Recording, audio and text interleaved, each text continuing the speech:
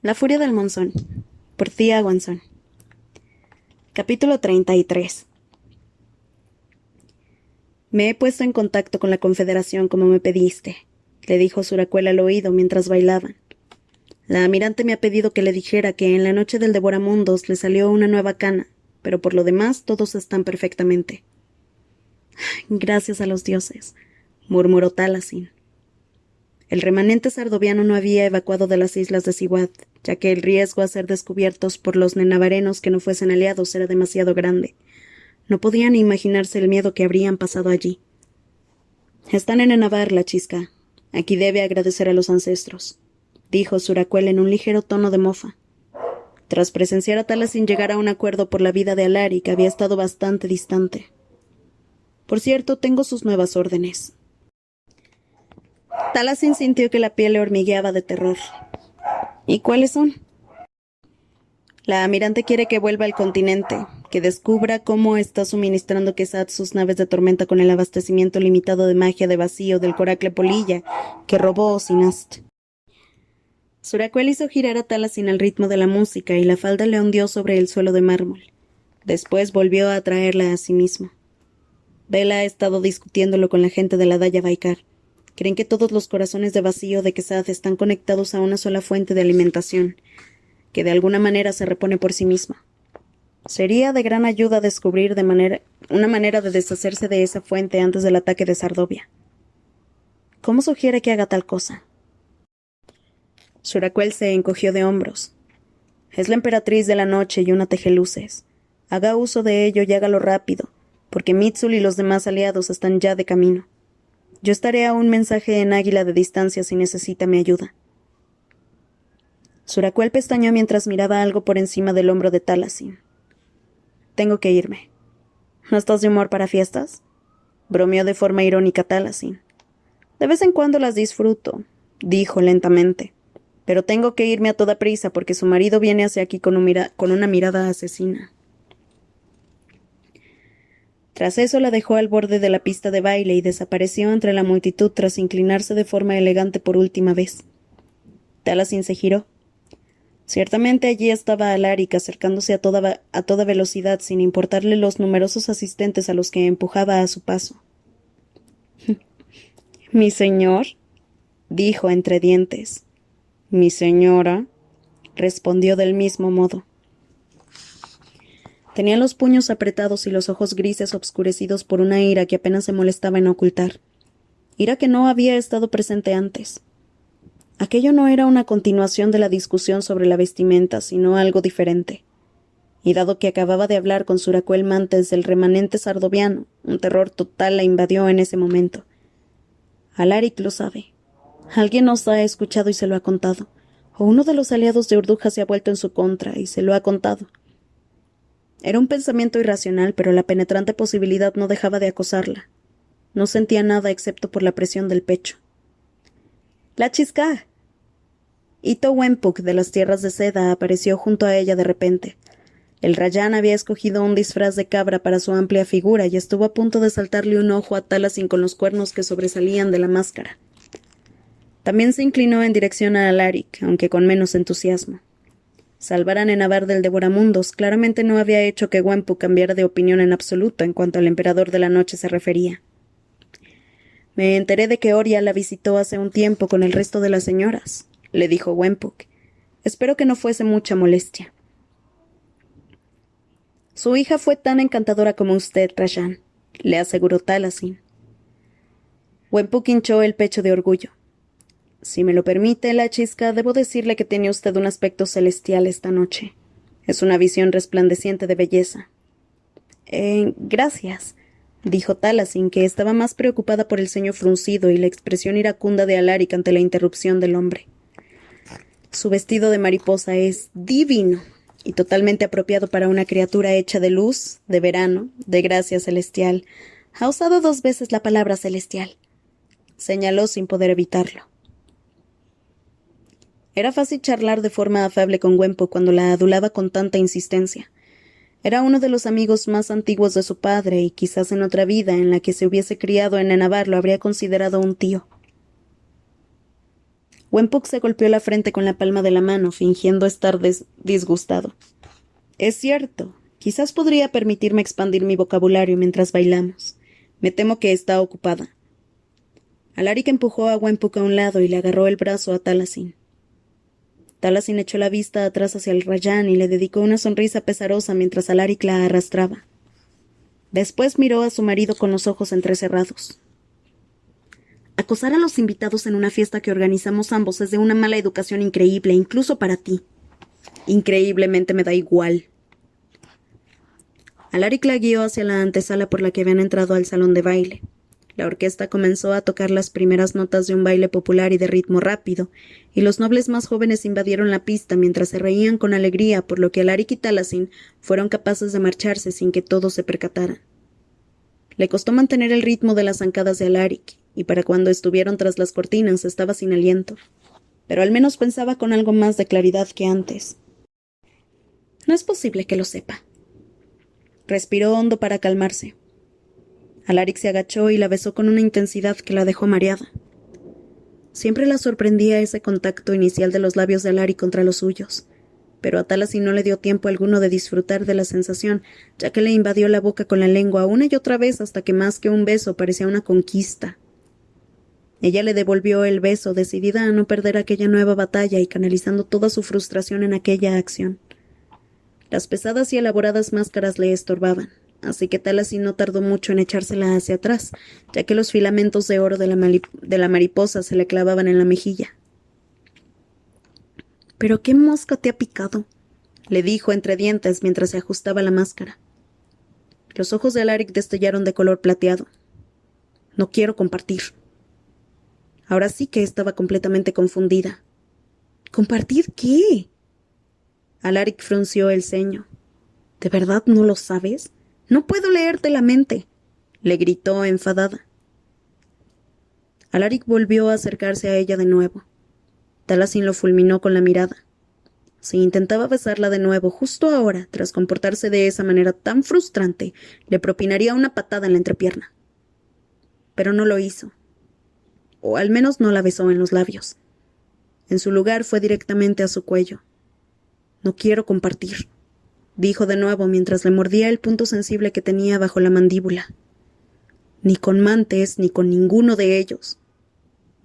La agarró de la cintura y le masajeó con los dedos la piel al descubierto de las lumbares.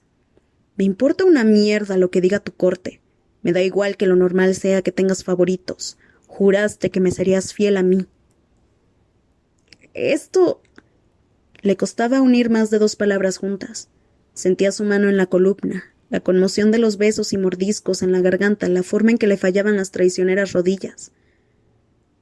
Todo esto porque he bailado con... Alaric inclinó la cabeza para poder afanarse en besarle el cuello de forma feroz y agresiva. La fría asta dorada de su máscara de venado le rozó la comisura de los labios. Dudo muchísimo que tus pretendientes tan solo pensaran en bailar contigo. Aquellas alegaciones eran injustas, y eso, más que ninguna otra cosa, fue lo que lo hizo que lo apartara al fin. En ese caso, ese será su problema, no el mío. ¿Por qué estás enojado conmigo? Alaric trastabilló hacia atrás.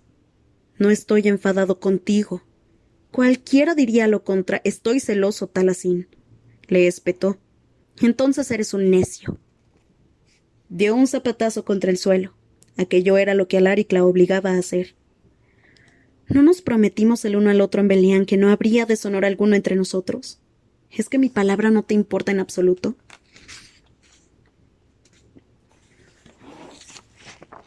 En ese momento se quedó paralizada y sintió un pinchazo en el estómago.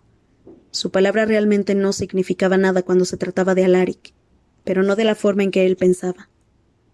Alzaré mi ejército en tu defensa. Te apoyaré contra tus enemigos. Había jurado todo eso en su boda y en su coronación, pero eso jamás ocurriría. Alaric tragó saliva con el cuerpo tenso. Tras un buen rato habló de nuevo. Lo siento. Yo también lo siento, pensó, por todo lo que ocurrirá.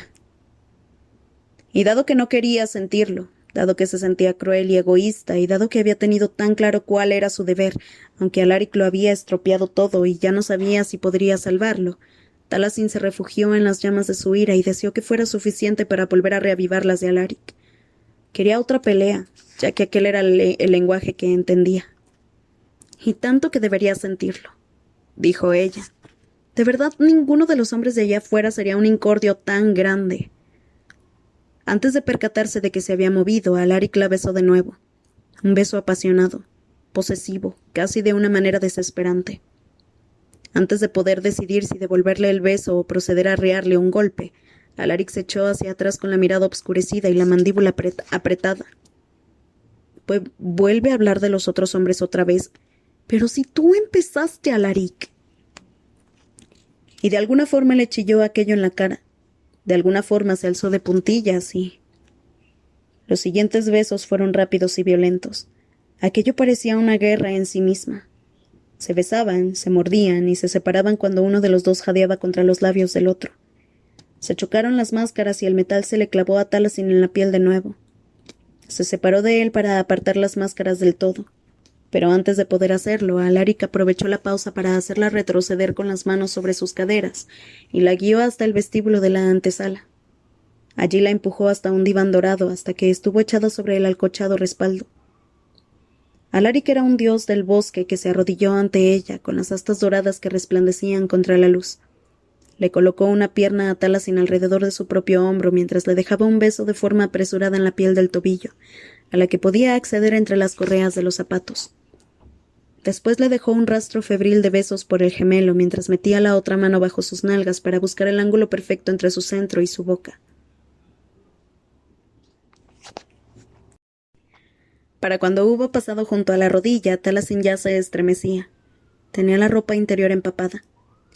El primer mordisco suave que le dio en el interior del muslo le arrancó un gritito, y por todos los dioses aquella era la forma de tortura más exquisita del mundo. Se tomó su tiempo en dejarle moretones en la carne, y el placer y el dolor formaron una embriagadora mezcla que hizo que todo lo demás dejara de importarle. Necesitaba desahogarse, tanto que sentía como si hubiese vuelto a la gran estepa en el punto más álgido del verano, y necesitara agua para calmar la sed que la había dejado jadeante. Cerró los ojos. El sol sardoviano apareció en la oscuridad acompañado del sonido de los instrumentos de cuerda que llegaba desde el salón del baile. La orquesta cambió a un Tawindalen, una canción de baile tan fluida como el mercurio, tan ligera como el aire.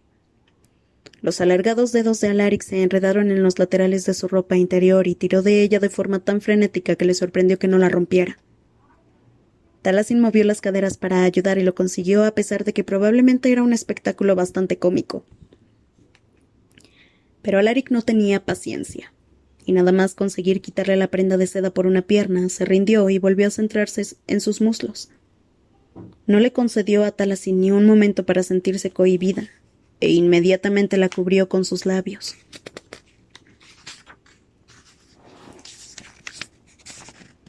Sintió un fuego, la música, un ruido estático, el cielo abierto. Se había preguntado a menudo cómo sería aquella experiencia, desde que había escuchado hablar de tal acto en el regimiento de la Confederación, pero su imaginación no había llegado para nada a la altura del acto real. Alaric usó la lengua para recorrerla por completo y chocó contra el bultito sensible de su centro con su nariz. Al final de cada lametón, Alaric juntaba los labios en lo que parecía un pequeño beso, y la sensación le provocaba ríos enteros de placer que la recorrieron de arriba a abajo hasta que sintió que deliraba. Le tiró del cabello y movió las caderas contra su deliciosa boca. Por momentos le parecía demasiado o que no era suficiente, pero no le importaba, ya que seguía animándolo con gemidos mientras le decía justo ahí, o sí, o más lento, o más. Por fortuna su marido obedecía enseguida. Cuando consiguió establecer un ritmo perfecto para ella y hacerlo con una determinación implacable, Taliesin casi soltó un grito, arqueó la espalda y dejó caer la cabeza hacia atrás. Se vio a sí misma en los espejos del techo de la antesala, con la falda esmeralda destellando contra los cojines de terciopelo burdeos, la boca entreabierta y la obscura cabeza de Alaric entre sus piernas, ambos bañados en oro. Las máscaras, la mariposa y el venado añadían un grado más a la ilusión de lujo y depravación.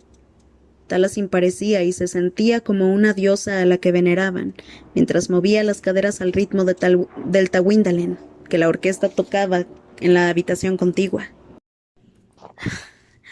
No deberíamos. Adiós. Podría entrar cualquiera. ¿Y qué? Alaric se apartó de ella con un fuerte sonido obsceno. La miró fijamente con una mirada hambrienta y encendida, con el labio inferior hinchado y el pigmento dorado ligeramente emborronado. Que los nenavarenos sean testigos de cómo su lachisca cabalga el rostro del emperador de la noche. Tenía un ligero tono ronco en su voz grave. El aliento le ardía contra la humedad entre sus piernas. Que vean cómo hago que mi esposa grite. Que sepan, más allá de la sombra y de la rotación de las estrellas, que eres mía. Volvió a agachar la cabeza, lamiéndola con su despiadada lengua. Talasin estaba dividida entre retorcerse para alejarse de él y perseguir aquel placer. Cuando comenzó a succionar, se decidió por lo segundo. Le apretó los muslos alrededor del cuello, le clavó los talones en la espalda y él gruñó y duplicó sus esfuerzos. El Tawindalen se alzó a su clímax y ella hizo lo mismo, soltando un grito que se mezcló con la sinfonía. En el reflejo del techo vio cómo los ojos le brillaban de un color dorado mientras alcanzaba el orgasmo más implacable y glorioso de toda su vida. Alaric, que aún estaba de rodillas, se estiró para sostenerla durante las réplicas del orgasmo, mientras enterraba la parte inferior y sin máscara de la cara en el hueco entre su cuello y el hombro. ¿Me expresé con claridad?, preguntó Alaric con la voz ronca. Deberías hablar menos, respondió Talasin sin aliento y algo mareada. Esa boca puede emplearse para cosas mucho más útiles. Sintió la sonrisilla que esbozó contra su piel. Movió la mano medio adormilada para propinarle un puñetazo, pero en su lugar metió los dedos entre los mechones de su cabello. En ese momento, lentamente, se le ocurrió algo mientras aún estaba adormilada tras el orgasmo. ¿De dónde ha sacado la ridícula idea de que tendría favoritos? Tuvo la decencia de parecer algo avergonzado mientras relataba lo que Luf le había contado. Talasin estaba confundida. Ay. La Daya Razmi normalmente es bastante discreta. Me parece raro que ande contando eso sobre el pasado de la reina Urduja. Probablemente el vino le aflojó la lengua. Deberías regañarla. Alaric le frotó la clavícula con la nariz. Pero, ¿mejor después? Sí. Dejarlo para más tarde le parecía una buena idea. Alaric estaba calentito y ella no quería moverse. Quería que aquel momento durara un poco más.